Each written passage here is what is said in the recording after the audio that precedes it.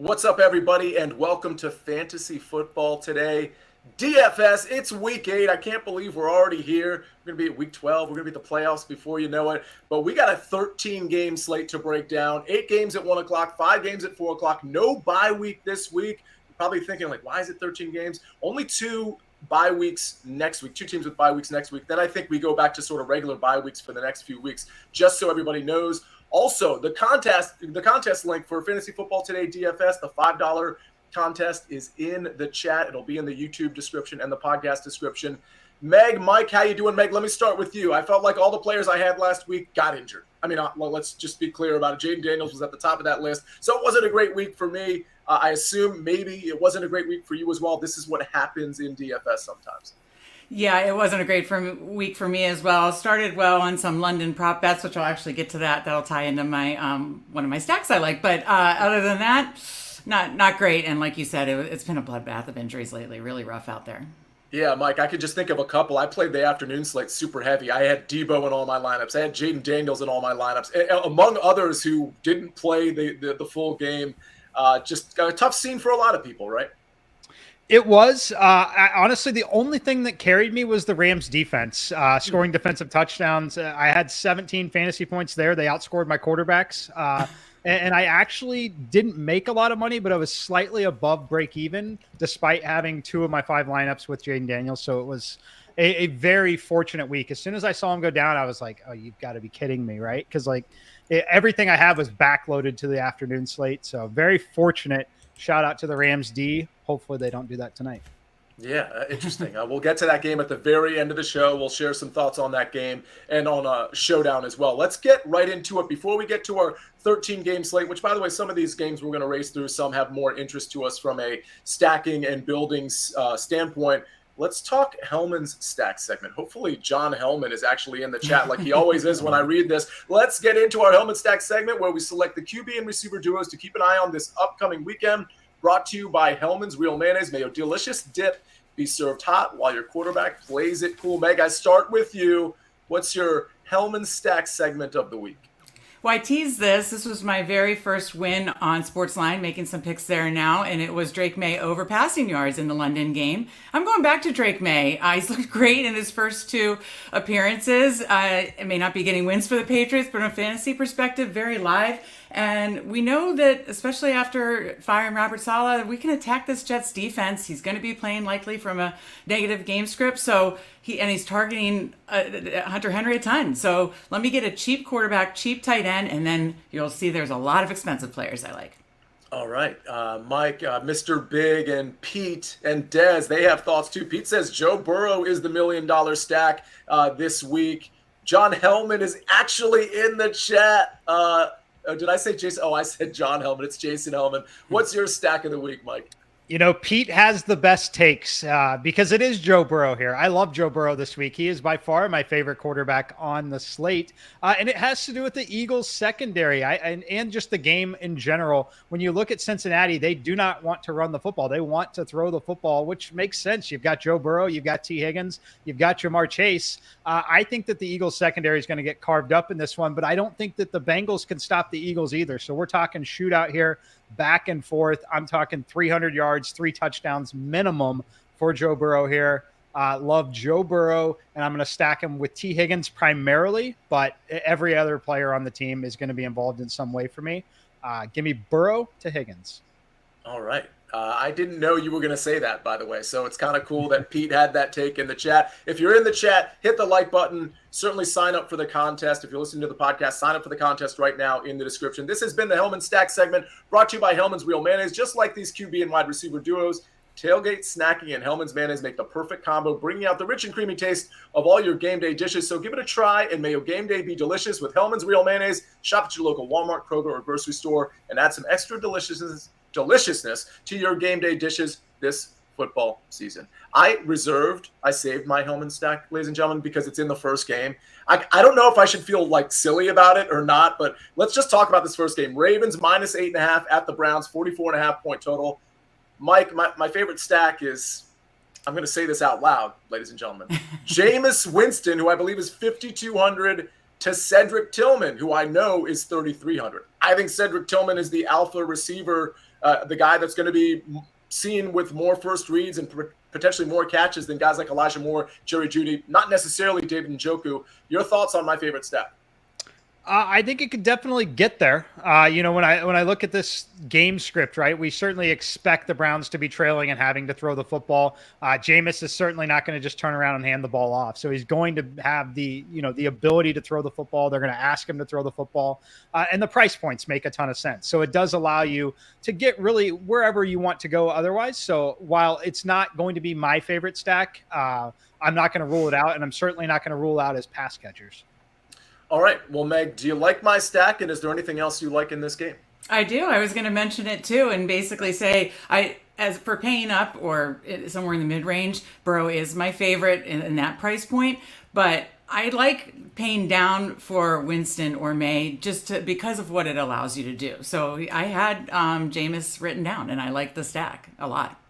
Anything on the Ravens side, Meg, that you like? I mean, obviously, Lamar Jackson's 8K, Derrick Henry 8,100. This game could get away from the Browns, certainly. So maybe Derrick Henry with one of those second half long rushes. All of that is in play. Zay Flowers 6,800. He's kind of banged up. Rashad Bateman at 4,300.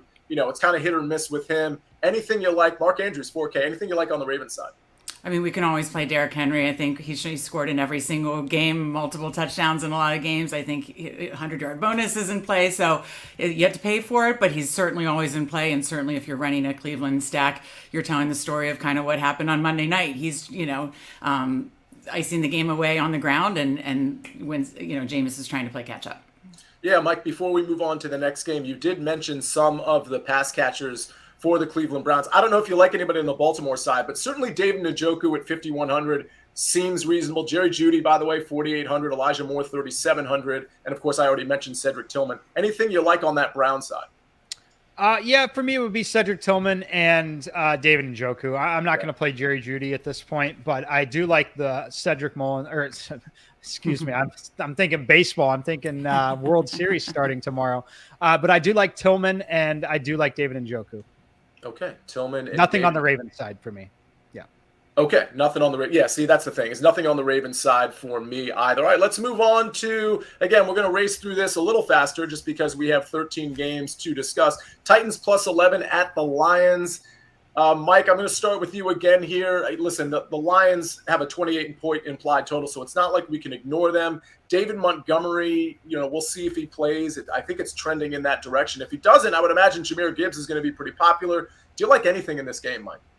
I don't love a lot in this game. I will say I will play Jahmyr Gibbs a little bit if Montgomery is in, and I think Montgomery's in. I think that they are going to be a little cautious with him. I know the report says that they're no longer concerned about the knee injury, but I don't know how you couldn't be concerned about it when it caused you to have to come out of the game in that fashion like that. I think it's certainly something to monitor. In a game where they're this big of a home favorite, it doesn't make a ton of sense to run him into the ground. So I think that Gibbs is the guy. However, I wouldn't be all over Gibbs if Montgomery was ruled out. I'm only interested if he's in and the ownership is mild. Yeah, I agree with you there. I don't know that I want to pay the $7,400 for Gibbs if Montgomery is out, but certainly a possibility. Meg, Tony Pollard's been a popular guy. He's only $6,500. Any thoughts on him? I mean, listen, we know that D-Hop is not on the Titans anymore, but I don't know that gives a huge bump up to guys like Calvin Ridley or Tyler Boyd, Okonkwo. Like, I'm just not really interested there. But Tony Pollard, is he on your radar again this week? Not against this Detroit run defense, and there's other running backs I like in a lot better spots. But I like Mike's point about Gibbs if he comes in at lower ownership. Okay. Anything else, Mike? Anything else we missed here? I mean, we didn't even address the pass catchers. Jamison Williams, it doesn't appear like he's going to play because of that suspension. Maybe a bump up to Sam Laporta. But again, is this really the environment to be playing an Amon-Ra St. Brown or even a low-priced Tim Patrick or Sam Laporta? I personally don't think so. They're barely making the end of the player pool here, which I think is fine. But anytime that happens, it's better suited if you like them, just attack them in a prop market. Yeah. And then I think you have to mention the Lions defense still at this point. Massive home favorite, a team that is committed to running the football when they need to. This game could move by very, very quickly with that clock running. All right. Pete's take says Elijah Moore from that last game. I'm off Elijah Moore. I just don't think the upside is there. I think he could have a handful of kind of short area catches. But again, Cedric Tillman at 3,300 would be sort of the play I'd be counting on for the upside in tournaments for sure. Let's go to Colts Texans. Meg, this one's, it's always interesting to me when I know Anthony Richardson's going to start. While he might not be the better quarterback than Joe Flacco, he certainly offers potentially more upside because of his legs. He's going to be playing in this game. The Texans don't look like the team we thought they were. That's partly because they don't have Nico Collins. Maybe this defense a little overrated. I don't know that I have a ton of interest in this game, but do you? Where I have a little interest is Mixon. He got 30 carries in this exact matchup week 1 for, I believe, 159 yards. Are they going to defend that better? We don't know, but I'm certainly willing to go back to that. And he's been, in every game he's played this year, he's looked great. So, Mixon would be my main target. You could talk me into a Diggs play, but I'm really interested in Mixon in this game. Mike, I totally agree. I've underestimated Joe Mixon this entire season. I don't think I've played him at all, to be honest with you. But I think I'm thinking about playing him, and this Colts defense is pretty bad. Your thoughts on Joe Mixon or anybody else in this game? Mixon would be the first piece in. I could get a little interested in Tank Dell, but you really need Indy to be scoring for that to happen. So I'm probably only playing Tank Dell if you're grabbing an Indy piece. I agree with you with Richardson. He gives more upside for him individually, but I think he hurts everybody else on the team in terms of their upside, just the way that they play. I do think he probably still gives them a little better shot to win the game than Flacco, as much as I like Joe Flacco. However, I think the only thing I'm getting close to here is Joe Mixon, who is pretty firmly in the player pool for me. Yeah, he's priced pretty high too. I think that's kind of my issue. I mean, that's probably why I didn't mention him on the front end. I do think he's going to get a ton of volume and probably pays off that price. But 7,700 Joe Mixon, that's got to be his highest price of the season. And I totally get it, but I don't know. I think I'm going to end up not getting there somehow, even though like one of my stacks is going to be a 5,200 Jameis, 3,300 Cedric Tillman. I can kind of do whatever I want from there. But there's some other high-priced running backs like Saquon, for example, that I think is going to be relatively contrarian. Let's move on to an interesting game here. The Falcons and the Buccaneers. Falcons minus 2.5 at the Bucs. Obviously, the Bucs have major injury issues at the wide receiver position. I think the question for everybody is, do guys like Trey Palmer and Jalen McMillan just suddenly step up and kind of take over those roles in some appreciable DFS way? I kind of think the answer is a little bit of no there, but a lot of intriguing options on both sides of the ball. Mike, what do you like in this one? Yeah, I like the pass catchers on the Tampa side. I don't know that I'm going to get anywhere on Atlanta. And the reason for that is I think it is a relatively volatile situation. I think that it wouldn't shock, I like Tampa to potentially compete in this game. But if they get blown out, kind of like the Saints did when they were just completely, ravaged by injuries, it wouldn't shock me at all. And in that case, it could be one of those games where on the Falcons side, it's a lot of Algier and Bijan and just mixed usage for everyone. So I'm going to stay off of Atlanta almost completely here. But I think Cade Otton's nearly a free square. If this pricing had come out after that, he would be 5K minimum. So you have to keep scrolling as we see on the screen here. Cade Otton is someone who had received 8 and 9 targets in games with everyone healthy. I think he's an absolute lock this week. So I would be playing him. McMillan is interesting. And then if you're playing tournaments, I will be playing a little bit of Sterling Shepard. He's got the rapport with Baker Mayfield still from college days. He's probably still going to get a lot of look in the slot here. So I like McMillan, but I honestly think Sterling Shepard eats into Palmer. Yeah, see, I think that's the problem with me playing any of these receivers. I do think it's probably Jalen McMillan and Sterling Shepard that get the lion's share here. I do think if Bucky Irving is healthy, I think he is potentially kind of a sneaky play at 5,800 because he really showed out. Like when he gets playing time, he clearly looks like the better running back. And I'm saying running back, putting an emphasis on the running part, than Rachaad White, a little bit more than Sean Tucker. But I was impressed with him. He sat out Wednesday with a toe injury. That just might have been a rest day for him. But I think Bucky Irving is really sneaky in this game. And I want to give Liam Cohen a shout out too, because even though he doesn't have his 2 best passing or receiving options, I think this is a really good offensive coordinator that's going to show the Falcons a lot of things that they haven't seen before. So I think I lean to the Falcons -2.5, but I wouldn't count out the Tampa Bay Buccaneers out because of Liam Cohen specifically. All right, we're going to get to, man, we have so many games to get to. We still have 4 more games in the 1 o'clock slate, but we're racing through it, folks. Let's hear a message from our partners before we do anything more. Saturdays at 3:30. It's big time. CBS Sports has a big-time game with big-time implications when the top-ranked Oregon Ducks welcome in number 20 Illinois. It's big time. Saturday on CBS and streaming on Paramount+. All right, we're back on Fantasy Football Today, DFS, and we're going to hit the Packers and the Jaguars. I think this is a really intriguing game, a pretty high total, 49.5. This line has moved down, I believe. I think the Packers were favored by 4.5. It's down to 3.5. Which I guess makes sense. 4.5, a pretty big line in spite of the Jacksonville Jaguars being pretty awful. Mike, there's probably, I would imagine, some interest on at least either side of the ball here. Interestingly, this wasn't a game I was necessarily getting to. Do you like anything in this one? I do. I like Jordan Love a lot. Once again, he's going to be one of the best quarterbacks in the NFL. Just the volume is incredible. He's got a number of weapons. The reason why he goes under-owned every week, in my opinion, is there's no obvious clear-cut stacking partner, right? Mm-hmm. So you typically are in situations where you've got to make some more difficult decisions, which lends itself to just playing tournaments anyway, right? I like Jordan Love, though. I'm going to be playing him a little bit naked here, a little bit with the stack, but the stack that I might actually play him with is with his running back, Josh Jacobs, and just really try and capture all of the upside from this Green Bay Packers team offensively. I think they're in line to score 30-plus again in this particular matchup. I don't care about the road environment here. It is not a hostile road environment by any means. It's one of the worst home field advantages in the NFL. I like Jacobs. Finally got his first career NFL touchdown in the receiving category last week. 5 targets again. If you're going to give him 20 touches in this game, he's still too cheap. That's Josh Jacobs, 6,600. You won't find him when you look at the initial running back tab because he's not on the front page of it. You got to scroll just to get to him. And I don't think that's right. I think that he should be at least 7,200 in this game. Very interesting. Meg, what do you like in this one? I think the problem with Jordan Love for me is that there's so many receivers you can attach him to. But I kind of like what Mike said about playing him naked or just swallowing up all of the scoring equity in Jordan Love and Josh Jacobs. Your thought on that side? And are there any Jags? Like, obviously, we got to wait to hear about Travis Etienne, right? Tank Bigsby is 6,300. Brian Thomas, 6,400. Evan Ingram, 5K, I think is a really interesting play. I looked at his overs in the prop market. His yardage is 49.5. Like that's pretty high for a tight end, and which is why I kind of stayed off that over for now. But I feel like he's worth pointing out. What do you like in this game?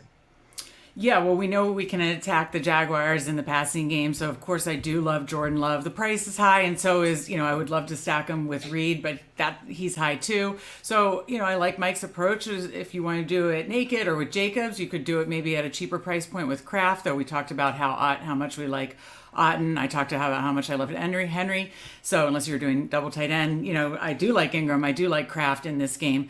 So yeah, I do love Jordan Love. Same problem. Don't know who to stack him with. And I'm open to all those basically suggestions. On the other side, Brian Thomas Jr. just looks like an absolute stud, and Ingram is getting a ton of targets. Tank Bigsby, I love Tank Bigsby. He's been getting more of a workload. However, if he's playing from a negative game script, I do worry about that. So have a little interest in Ingram and Brian Thomas Jr., but I don't know that I'd force a run back here or force anything here on the Jaguars side, and like the Packers side a lot more.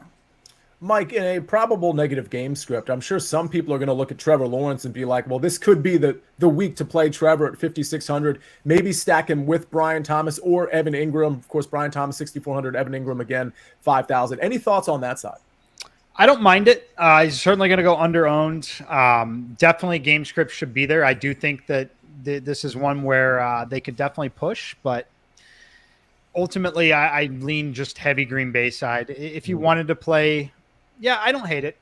I'm not going to get there myself, but the more I think about it, it makes sense to play Lawrence. He could certainly get there. Yeah, I think I'm going to have at least one of my lineups, Trevor to Brian Thomas, maybe a double stack with Evan Ingram. Again, because of the receiver situation, I don't know that I bring it back with anybody, but certainly that you could pick any run back. One more question, Mike. If you were to stack Jordan Love with a pass catcher, would it be Jaden Reed? Which one would you choose first? Yeah, let me quickly see if I can find it, because I have more Love, but it's mostly naked and with it is Reed still. Most of it's with Josh Jacobs, but the top pass catcher is still Reed. Okay. Let's go to a much less exciting game that we'll probably speed through. The Jets, tons of storylines, but not a ton of wins. They're giving 7 points at New England. Meg, listen, Breece Hall makes a lot of sense at 7,300. I have no problem with that play. I'm not super interested in Garrett Wilson or Devontae Adams. They're both, in my opinion, overpriced, 6,700 and 7,100. Tyler Conklin, no. Ramondre Stevenson on the other side, if this game is relatively close, or even if it's not, he's only 6K. I kind of like that. Mario Douglas, 4,700. What do you like in this? Yeah, it's my stack in chief stack in May and Henry, and then playing likely from a negative game script, and then Breece Hall has an excellent matchup against the Patriots. Is likely going to come in at high ownership. I don't mind eating the chalk here. I love May, Henry, Breece Hall in this game. You could even, if you were doing a May stack, consider Demario Douglas. I guess it was like a stomach situation last week, so hopefully he's fine and good to go this week. Yeah, I think you're right about Hunter Henry. I think Demario is interesting. Mike, anybody that you like on the Patriots side, and are you in on Breece Hall? Definitely in on Breece Hall. As far as the Patriots side, I think it's Hunter Henry and move on. Yeah. I think Hunter Henry, the thing that's fascinating here is, and I think his ownership may not be as high as it should be because of the obvious free square, in my opinion, of Cade Otton. He's $300 more than Cade Otton. Still a great price point, though, for Hunter Henry. I actually think you could get away with playing double tight end Hunter Henry, Cade Otton lineups this week and really, really get whoever else you want, or allow you to pay up for the quarterback that you want, whether it, in my case, Joe Burrow, Jordan Love kind of thing. So I like Hunter Henry, probably the only piece I'm playing on the other side. And yeah, I like Breece Hall. It's hard not to. He's the 8th most expensive running back somehow on this slate. Interesting. And we know what he can do in the passing game too. Yeah. I mean, he's very dynamic. The rushing efficiency hasn't been great necessarily, but you look at the stat sheet at the end and it looks pretty good. All right, I think we can move on from that game. I'll be playing some 2 tight end lineups, by the way. I absolutely and Meg, I noticed you kind of vigorously nodding your head when he said that. And whether it's those 2 tight ends or maybe one of those 2 and another tight end, it's definitely going to be in play for me. All right, Arizona travels to Miami, West Coast team going to the East Coast. I had Arizona money line last week against the Chargers, and if I'm being honest, Chargers probably should have won that game. Justin Herbert threw for 349 yards. Refs didn't really help the Chargers out late in the game. I think this is a really good spot for Miami to win, potentially decisively. Mike, they have a 24.5 point implied total. It does look like Tua is going to play. He's 6,100, but more importantly, Tyreek Hill is 7K. Do we play? And I should note that Tyreek Hill's receiving yards prop is right around 81.5. Yep. Do we go to Tyreek Hill this week at 7K? I am, definitely. I'll pay to find out. If I'm wrong on it. But yeah, I think that when you look at Tua, when Tua comes back in this game, is he going to be a little shy about not wanting to get hit? Yeah, potentially. But I think that plays into Tyreek's game. I know you think of Tyreek in the deep ball.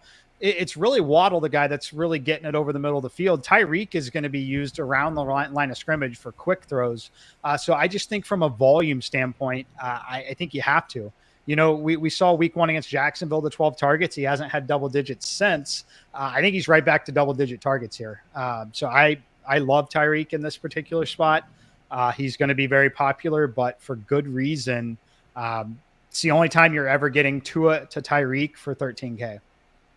Yeah, and I'll note, Meg, that Devin Achane is 6,200. He was sort of my contrarian play last week. Unfortunately, Raheem Mostert, who's 5,900, got a lot more run than I thought he would. So I'm off those running backs. I want to know, are you on Tyreek Hill, and is there anybody on the Arizona side? I'll point out James Conner just seems to churn out the stats every single game. Shout out to him. He's 6,500. Not super interested there. Not super interested in Trey McBride at 5,500. And I don't know what to do with the pass catchers. So to me, this could be like a Tyreek Hill and I'm done situation. How about you?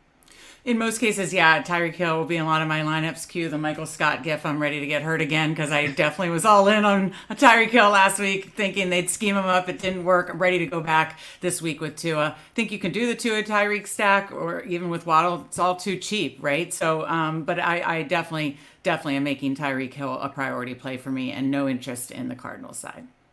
Yeah, I don't think there's much, unless you guys want to like hand up. I don't think there's much else to address in this game. I think Tyreek Hill at 7K makes a lot of sense. Meg, go ahead. Jonnu Smith would be, he had a great game last week. I don't, obviously with Tua coming back, that changes the dynamics, but we saw what Jonnu can do, and just another cheap tight end to mix in there.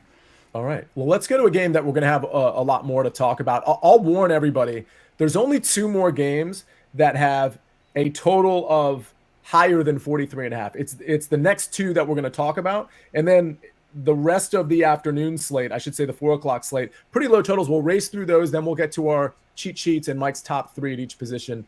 And I know everybody loves those, or that part of the show. So let's go Eagles, Bengals. Mike, I'll start with you because I know this is your favorite stack. Joe Burrow, 7K. Jamar Chase, 8,500. But you like pairing Joe Burrow with the much more price-efficient T. Higgins at 6,500. Start us off on the Bengals side. Yeah, I've been really impressed with T. Higgins of late. I like Jamar Chase as well. I think Jamar Chase is going to have success here. I'm still going to play him, but my primary stack is going to be Joe Burrow to T. Higgins. The $2,000 discount is enough to where I think you do prioritize Higgins over Jamar Chase. I think the appropriate gap would be about 1,000, and I think that Jamar is a little too expensive here at 8,500. He should be about a flat 8K. Higgins should be a flat 7K. That would be like really appropriate pricing, but it's not here. So I like the Bengals because I don't think they can stop Philly. I think Philly's going to score, and it's an absolute must-win game here. I think that Joe Burrow is going to be fine in this game. He's going to throw the football a ton because I think we're talking about neutral or trailing game script a lot of the time for him. However, I do like them to win and cover the spread late. I think that Joe Burrow is just going to have a ton of passing volume in this game. So I don't think the Eagles are very good defensively. As much as I love the Eagles and have been on them, I think that they still have a shot to literally go win the Super Bowl. I like the Cincy side a lot more in this particular game. So I'm going to be on this passing attack for Cincy pretty heavily. So Meg, with my, some of my lineups, of course, are going to have that Winston, Tillman, or, low end quarterback, low end receiver. It's going to allow me to do maybe skinny stacks in this game. Don't get me wrong. I'll play some of the Joe Burrow, T. Higgins stuff that Mike is recommending, but I could do a Higgins, Saquon Barkley, just get that in and, go somewhere else. I really like Saquon in this game at 8,300. I understand the touchdown equity sometimes gets shifted over to Jalen Hurts. Talk to us about the Bengals side if you like anything, and the Eagles as well. Well, I'm totally in line with Mike's point about the pricing inefficiencies on Higgins versus Chase. I mean, of course, you could double stack this and go all in on this game, but I really like pushing more towards the Higgins side.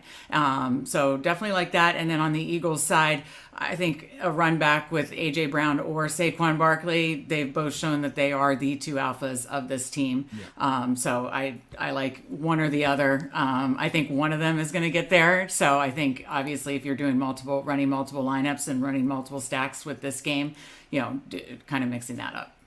Mike, between A.J. Brown and Saquon, they're basically the same price, 8,200 and 8,300. Which one would you play here?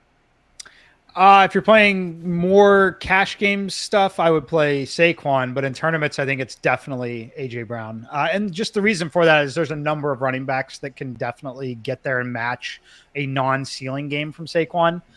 In the receiver department, I'm not so sure. Amon-Ra St. Brown, don't love the game script for him. Jamar Chase is the guy, obviously, in this game, but then you look at the rest of the pricing. Collins is on IR. Godwin's on IR. Stephon Diggs, Drake London, game could get away from him. Devontae, there's no alpha receiver outside of Jamar Chase and A.J. Brown that are going to likely put up 30 in this particular week. So for me, it would be a preference for A.J. Brown actually over Saquon. All right, let's go to our first 4:00 game. It's the Bills at the Seahawks. It's a 47.5 point total. Bills favored by 3. Meg, I'll start with you here. Obviously, the big news is whether DK Metcalf is going to play. It doesn't look like he's going to play, which leaves Tyler Lockett at 5,600, JSN at 6,100. Noah Fant, I think, is interesting at 3,700. And then on the other side, I'm not interested in playing the Bills pass catchers, but of course, James Cook at 7K. has some interest for me. And then the big one for me is Kenneth Walker at 7,800. I do like him. What do you like in this game, Meg? For me, it's Kenneth Walker. I'm not going to really, no matter what the news ends up being on Metcalf, I'm really not going to mess with the Seattle receiver situation. It's not like we're getting a massive discount enough, in my opinion.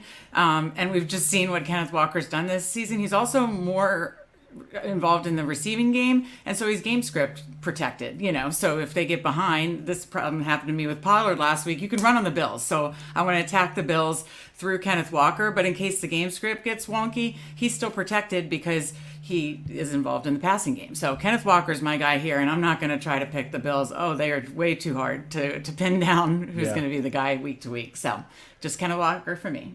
Yeah, Mike, do you like Kenneth Walker? Are there any Seattle or Bills that you like? I do like Kenneth Walker. I think he's going to be heavily involved in the passing game. I question the illness here. He was questionable to play on Sunday with an illness, still missing practice on Wednesday due to the illness. I think that's more likely just general rest than the illness. But if it genuinely is the illness that is lingering that long, it has to be a concern. I don't think DK Metcalf plays here. He's not practicing yesterday or today. They're not even evaluating the knee until tomorrow. I don't think it makes sense for them to play him in this game. If they don't play him, you've called out Noah Fant. He's one of the guys that could fit in a double tight end lineup pretty easily. Mm-hmm. The other one that I think could step up in this particular matchup is Tyler Lockett. I don't think anyone wants to play him at kind of a middling price point, but I do think Tyler Lockett is someone that when you remove DK Metcalf, that means they're very likely to be neutral or trailing. And when they are neutral or trailing, he is very, very good at getting open over the middle of the field.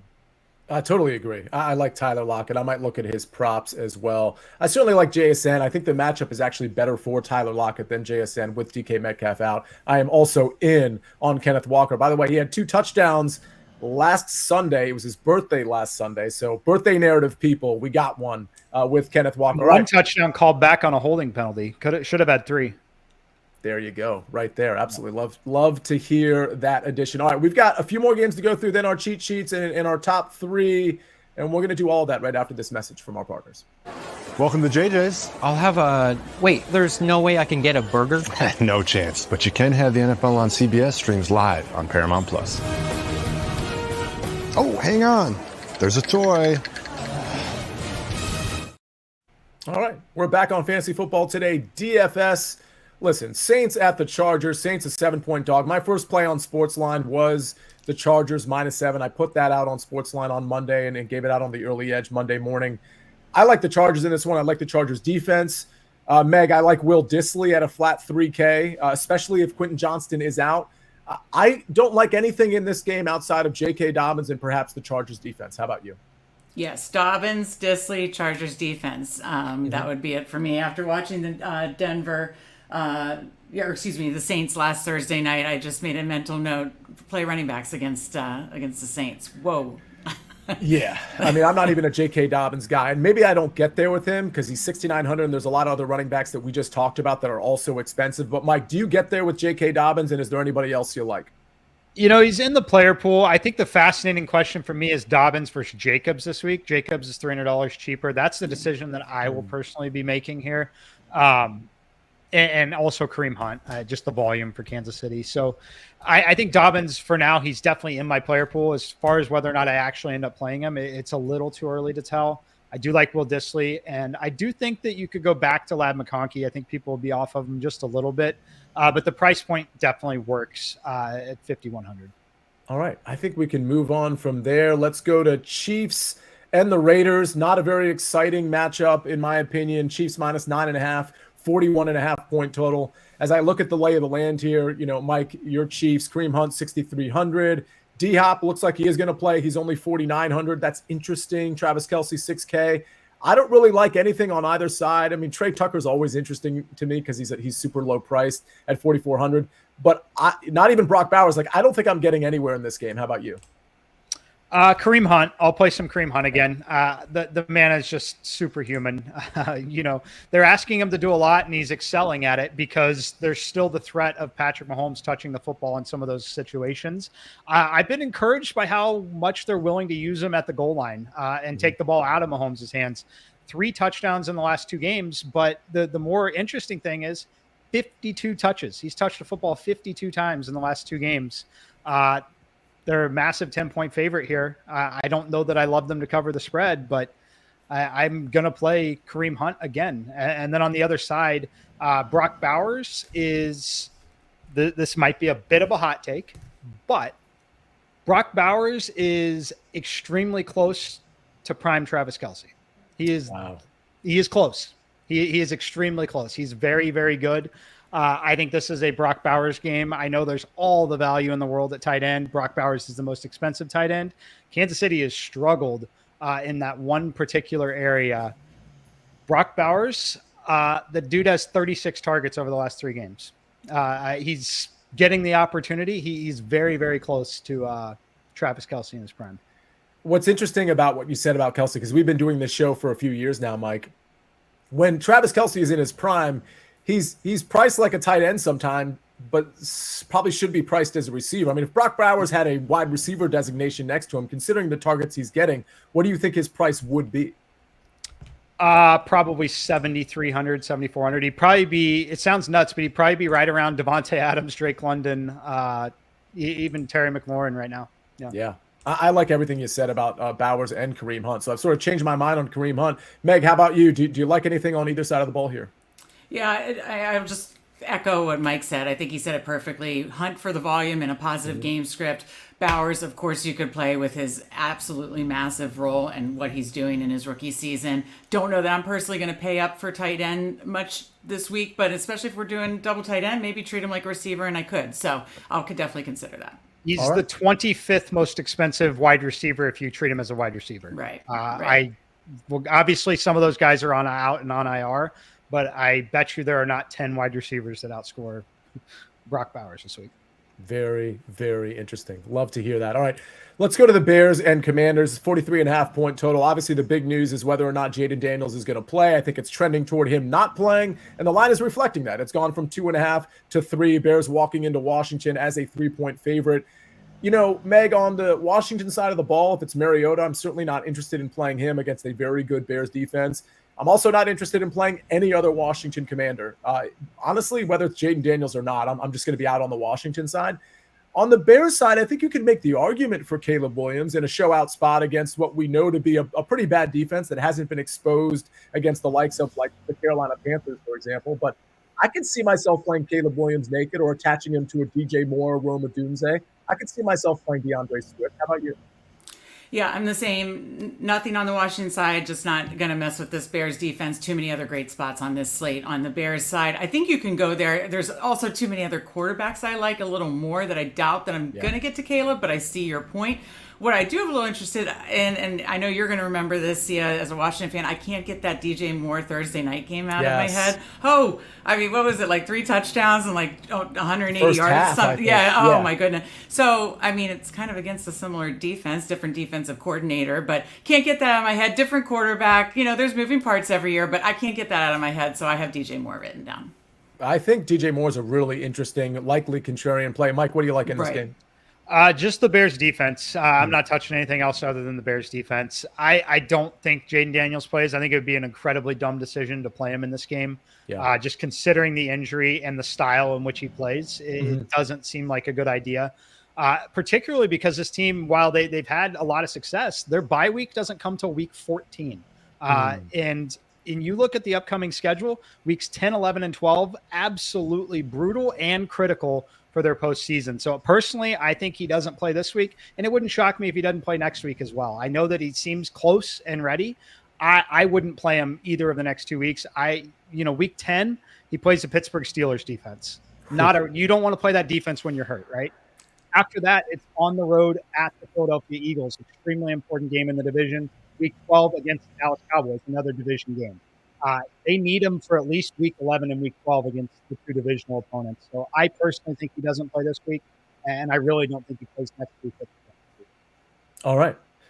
Interesting take. I think you're probably right about that in terms of trotting him out this week. We'll see about next week. You're right. Pittsburgh defense with a rib injury, which can be obviously kind of tricky and very easily aggravated. We'll kind of have to wait and see on that one. We won't have to wait and see Bryce Young in terms of whether or not he's going to play. He is playing. We had that minor car accident with Andy Dalton. Probably not a huge deal. Probably a good excuse to just bring Bryce Young back in. He's 4,900. Carolina Panthers are plus 9.5 at the Broncos. Obviously, I'm interested in the Broncos defense, Meg. I'm interested in Javonte Williams at 6K because this is the type of matchup where he can succeed just like last week. Outside of that, no interest in this game whatsoever. How about you? Nailed it perfectly. Broncos defense, Javonte Williams against the Panthers. And move on. Yeah. Mike, what about you? Yeah, same camp. Broncos D most, and then Javonte. But I even think that there could be a split in the backfield there.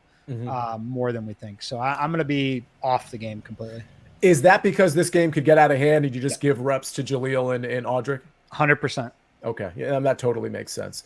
I'll probably take a chance on a little bit of Javonte nonetheless, but he's a great play. And if the game becomes competitive, probably one of the best plays on the slate.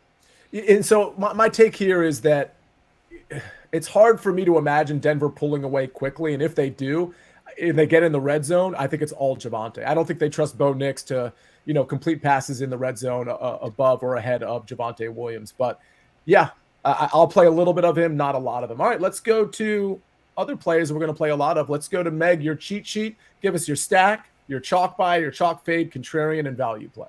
Sure. Already touched on Drake May, Hunter Henry, and a likely negative game script, and cheap. And I like the other cheap quarterback in Winston as well, just to allow me to get all the other things I want. My chalk buy is Breece Hall in that same game. Great matchup for him against the Patriots, and he's involved in the passing game. Chalk fade is Chase Brown. I love the Bengals, as Mike said, but Chase Brown might be the one coming in pretty chalky, it looks like. And so I'm focused more on the passing side. Love Higgins and love the Burrow-Higgins stack, as Mike pointed out. But Chase Brown is a fade for me at his current ownership. I'm seeing this as contrarian. I'm not sure if it truly is going to be by Sunday, but Kenneth Walker right now looks contrarian, I think, because his price point's so high. Yeah. So I love Kenneth Walker in this matchup because he's, again, protected by game script, involved in that passing game. And then the value play would be the Tampa receiver, Jalen McMillan, looking to pay down. But I also will just throw out that I love a lot of these cheap tight ends. We talked about it. I was going to ask about it. I got confirmation from you too, so I feel very comfortable in doing maybe some 2 tight end builds and treating some of these cheaper tight ends as my cheap play. Okay, and before I get to my cheat sheet, there is Des Morris saying, hey, Swift has been good lately. I totally agree. That's why I mentioned his name. I think in tournaments, both Caleb and DeAndre Swift are really interesting plays. I don't think we're going to see a lot of people playing them. And against this Washington defense, especially if it goes poorly for Mariota, I could see Swift enjoying a great game. So it's not that we're completely shutting the door on him. I just think a lot of us there's so many good running backs on this slate. I think a lot of us like other running backs a little bit better. But if you're playing 10 lineups and you have 2 that have DeAndre Swift, I have absolutely no problem with that, even if you want to go even heavier on DeAndre Swift. All right, my cheat sheet. Jameis Winston, Cedric Tillman. We already talked about this. Javonte Williams is my chalk buy because of his price at 6K. And his upside, I think, is there, although I think his floor is maybe a little lower, like Mike suggested. Chalk fade is Tony Pollard. He's still getting some ownership. Maybe that fades as the week progresses, but right now he's getting some ownership. My contrarian play, Kenneth Walker, I do like. He'll probably get a little bit more ownership. Saquon Barkley is my other contrarian play. Super expensive. People probably not going to get there.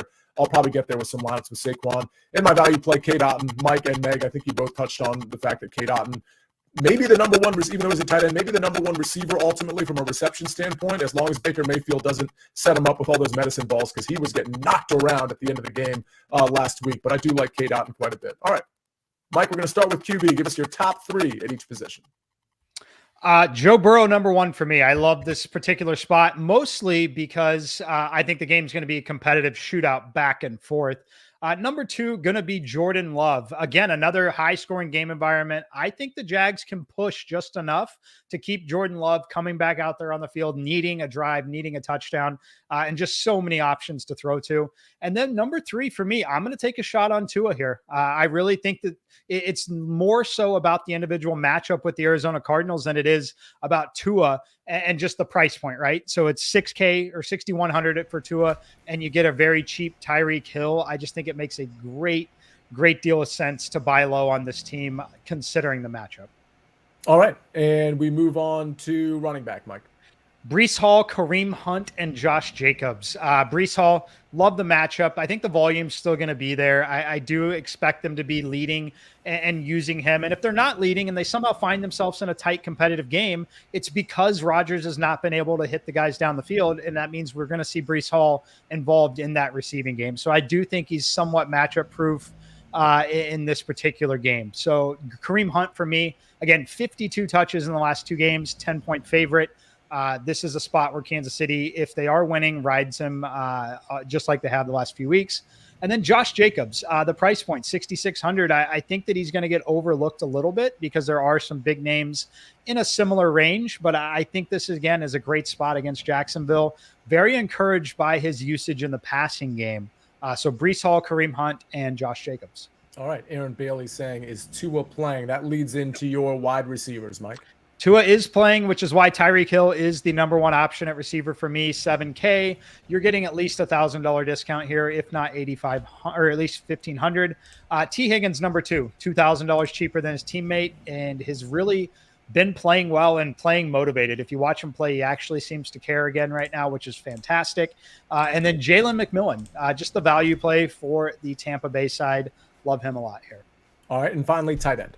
Cade Otton, I think, is a free square. 3,500 should be 5,500. Would have been at least 5K had the pricing come out after that Monday Night Football game. Will Dissly, I've listed him here. You could use any of the other cheap tight ends, Hunter Henry as well. But Will Dissly for the Chargers, good rapport with Herbert. And then Brock Bowers, he's a wide receiver playing tight end. Great matchup against Kansas City, in my opinion, because there's not going to be any success elsewhere. It's going to be force feed the ball to Brock Bowers. Mm-hmm. All right. Well, let's, Mike, I want to get your showdown thoughts, but Meg, I always put you on the spot. We got the Vikings laying 2.5, 3. Let's just call it 2.5. Who covers the spread? I like the Vikings tonight. Yeah, right. I think they bounce back. That's a very good answer because Mike gave out the Vikings minus 2.5 at 10 o'clock this morning on the early edge. Mike, real quick, showdown thoughts in terms of maybe how to build what you're expecting game flow wise. Yeah. I mean, look, you've got a lot of superstar talent on the field. So Justin Jefferson's clearly in play. I prefer Darnold over Stafford personally. Aaron Jones going to be in play because of his work in the passing game as well. The Rams have just been extremely soft defensively. So going to be focusing on jamming Justin Jefferson and Aaron Jones in pretty much every spot. I think the real value is going to be in the Rams receiving core outside of Cooper Kupp, particularly if Puka Nacua does suit up for this game, which looks like he possibly could here. Tutu Atwell and Demarcus Robinson, I love both of them. I personally think you're going to see some deep shots, and their life just gets so much easier if one of Cooper Kupp or Puka Nacua is on the field drawing attention. Yeah, I'll tell you, I'm a fan of Tutu Atwell, both in showdown and potentially in the prop market as well. All right, ladies and gentlemen, we got through 13 games in under 50 minutes. I'm sorry we didn't get to a lot of your questions. When we get to the 13 game slates, it's a little bit harder to get to a lot of the questions because we have so much to go through. So if you have any questions you want me to answer or you want me to lob to the others, tweet at me or message me, and we'll try to get to them. Thanks for being in here, ladies and gentlemen. On behalf of Meg Shoup, on behalf of Mike McClure, and on behalf of Week 8, don't forget to join our contest, by the way. It's only $5, and it's in all the show descriptions. Ladies and gentlemen, let's have a great Week 8. We've got the injuries turned off, so everything's going to be fine this week.